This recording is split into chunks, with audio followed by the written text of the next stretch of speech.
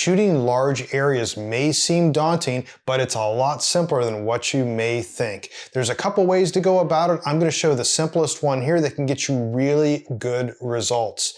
And there's no flash involved, there's no HDR involved. It's some very simple techniques. It can get you through a site very quickly, so you can shoot it very quickly. A little bit more time for editing, but you can get some amazing results. So this is very useful if you can charge enough to make it worth your while. It's something you wouldn't do for just standard spaces, but for large amenities, for condo complexes, businesses and whatnot, where you can then compensate yourself for doing this. It can be more worthwhile than you might think, and you're not going to be spending a whole lot of time on site. So without further ado, let's dig into this and see how this is done. Here's our finished image, and there was no flash used. This was an HDR, just using some tools in Photoshop and a little bit of Lightroom to make this happen. Believe it or not, this was just 3 exposures. So let's take a look at what that is and then get into editing it. So if we go over to Lightroom, we can see the exposures. What I do when I'm shooting this is go very quickly.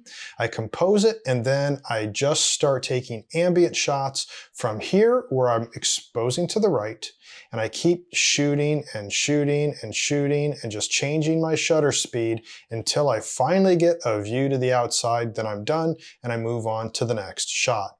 When I'm back in editing, then I can take a look at the footage and see what I want to use. In this case, I like this as my base exposure. I was exposing to the right. This one here was just bright enough to take out those highlights that were too blown out, and then this had the view to the outside. So I would take all 3 of these, right-click on them, and then go Edit In, and then Open as Layers in Photoshop. So I've already done that. We have those over here in Photoshop. At the very top, I've named these so we can keep track of it. This was our bright exposure, and I'm calling it Base. Underneath of that is our darker exposure, so I named it Darker. Underneath of that then is our exposure for the windows. So to make this happen, to selectively put this, you could try painting it in. It's not going to be very accurate. I'm going to take the darker image and I'm going to bring that up to the top. And this is going to use a type of luminosity masking that's a little different than other methods that I've shown in the past.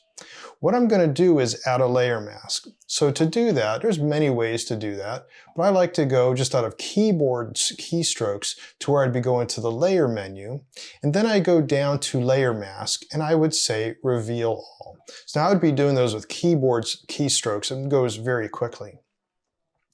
With that mask selected, go up to image and then go down to apply image. This is a way to merge various layers based off of areas of highlighting. So that's what we're doing here by selecting the RGB channel. As you know from other videos, I've got links to those down in the description for the video. By the way, also the flambient method that I would use for smaller areas and typical stuff, also in my interiors book, link to that also in the description of this video. But the RGB channel that we would normally select to do luminosity masking is what's selected here. Then here, the layer, it's saying, I'm going to take a look at the whole thing and then decide how I want to make that luminosity mask. And you can see it did it over here on the mask icon. That's why we have this look. You can also say, no, only want to take this against the base layer. And that's fine, but we're not seeing enough of those shadows really come out. We're getting somewhat of an uneven look, so we'll go back and we'll just use merged. The blending mode will be multiply. The source is the name of the file. And that's the whole document that we're working on, which is this 178-2, and you can see it up here in that window. So that looks pretty good, not bad, but it also is just a little muddy. It's not exactly what we want, because if I turn this off and on, you can see things like over here at the pool table. Let's zoom in here a little bit, and you can see that when I turn this off and on, I just lost a little bit of my nice brightness here that really said, yeah, the window was really shining in some nice light. Now, I could take this and go to the mask and erase some of that. But to make this even more selective, you can then put another mask on top of this. To do that, put it in a group. Right-click on the layer and say Group from Layers. And we'll call this the darker group for no apparent reason except that it's just using that darker layer. Then you would go to Layer, Mask, and then you could do Reveal All. Now from here, you can erase. So we'll just collapse this, make it simple, and we can use then an eraser. We'll use, let's say, a 30% flow, which I've got up here, and we can now start erasing some of that. Make this even bigger and erase some of this where we know it's going to be really bright away from the windows, and we like that look. So now we've got that. This is how it was before with everything that was done with the luminosity masking, and then this is after. And that looks pretty good. You can spend as much time as you feel you need to doing this, and of course if you go too far, then you can brush some of that back in. Just erase and brush where you need to. Okay, now for the tricky part. We're going to do windows, and there's a couple steps to do this to really make these windows pop. So what I'm going to do is I'm going to take this windows layer and I'm going to move it all the way up to the top, and we're going to do a similar type of luminosity masking where we're going to go layer mask reveal all. We're going to select that mask and we're going to go to image, apply image, just like we did before, and you can see that, yeah, we're getting some view to the outside, and we can play around with it and go, you know what, maybe I just want to go to the darker group and compare against it. Nah, that's too much. We can go to the base, compare against it.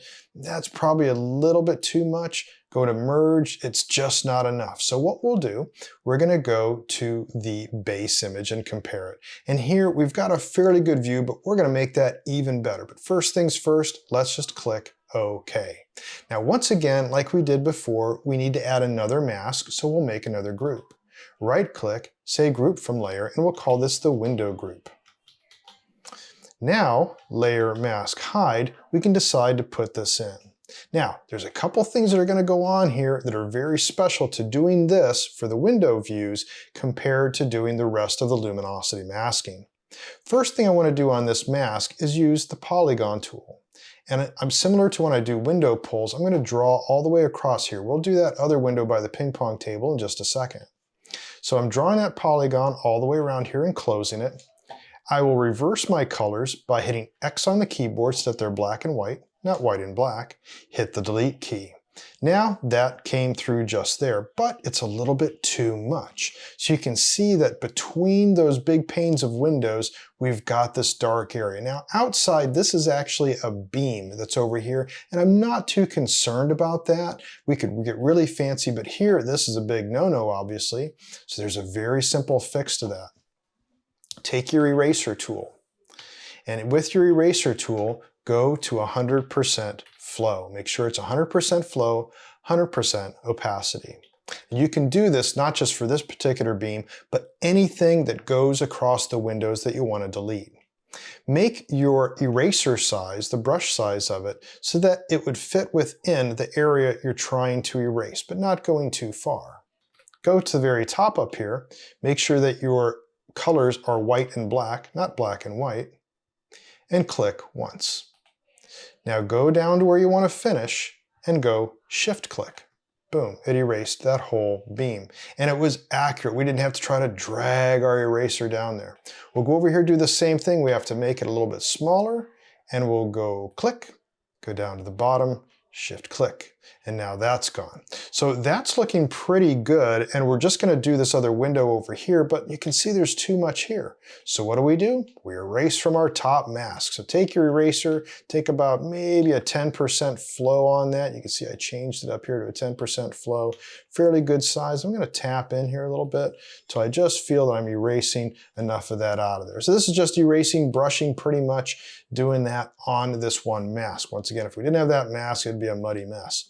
So we've got that now, and we're looking pretty good. Let's do this window over here, and then we're going to really pump up this window pull before we get into the final edits. So let's go over here, and we're going to do the same thing. I'm going to take the polygon tool and just draw it roughly around the window. That's good. Reverse my colors so that they are black and white by pressing X, and then hit delete on the keyboard. Now I can see that I missed a portion here. So you can just take your brush after reversing your colors to white and black, and you can brush some of that in. Same down here. I can take a brush of, let's say, just a 10% flow to just lightly come in and get rid of some of those highlights. So that's looking pretty good. Not bad at all.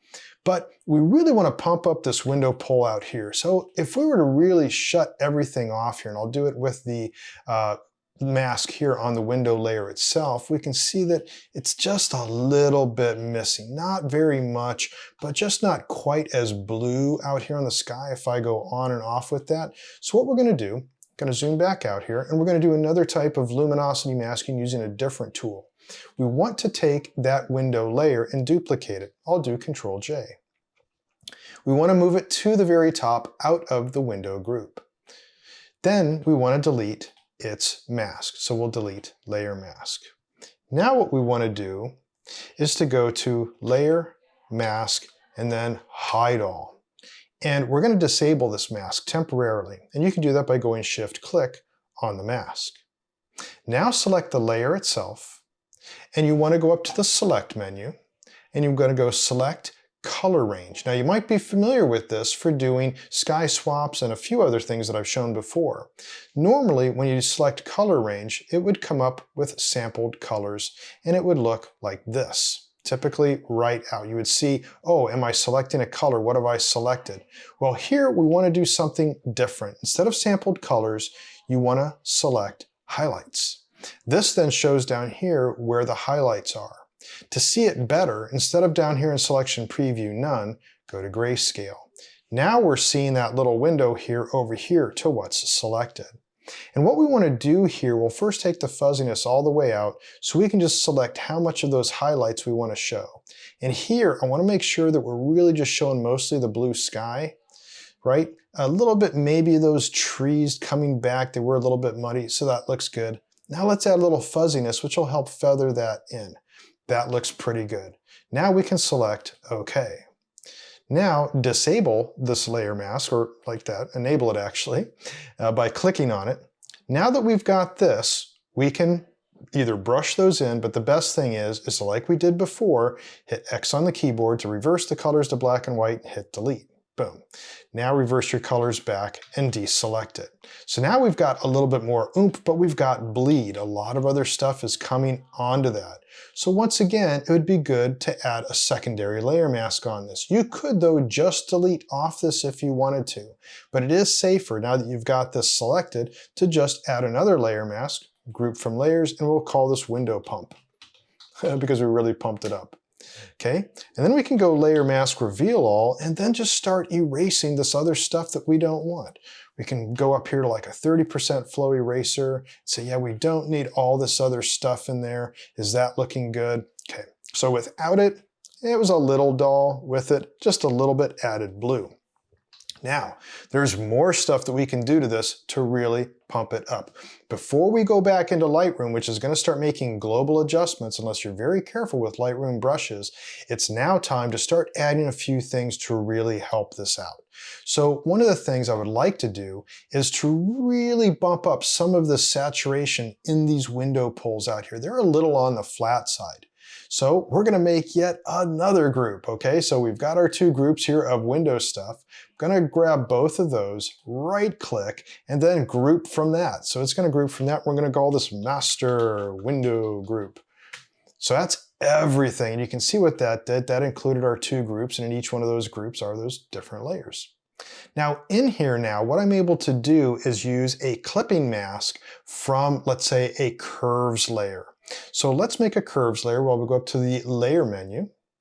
We'll go to a new adjustment layer and we'll go to curves. And we'll just call this curves 1, and clicking this little thing down here adds the clipping mask. It's going to only affect our master window group. Now here what I want to do is I want to pump up some contrast. So I can say, let's pump that up. We can even take down our highlights. Let's do that. Look at that, the blues coming in. We can raise our shadows a little bit more, go into our mid-tones if we want, but we can really start pumping up. We can see that window pulls a lot better. So if we turn that off and on, we can see it went from dull to this. Now we might want to add a little bit more shadows in there, but overall we're probably going to add those in Lightroom. So we can just tone those down and that's fine. A little too much, just change the opacity on that layer. It's like, yeah, it's a little too much, so we'll just tone that down. We'll leave that right at about, let's say, 73 or 78% opacity, so that's good. Now, we might want to make this a little bit better for color. We know our colors are good here, but we've got a red cast going on throughout this room. There's red cast and warm cast that's in the carpet, and this is very typical of what's going to happen if you're shooting all ambient. So let's do some color correction on that. What we'll do is we'll take all of these right here, and we can then duplicate those by going Control J, right click, and then we're going to merge those layers. Now we have just one layer of what we were working with our luminosity masking of everything except the windows.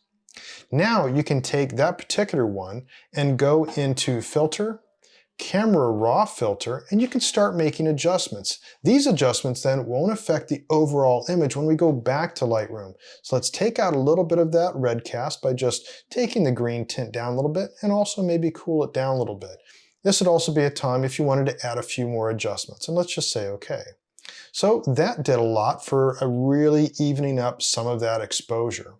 And of course, we can desaturate the ceiling. Like I've shown before, we'll just draw a polygon around the ceiling, and we'll just worry about this section. The other part of the ceiling you can hardly see.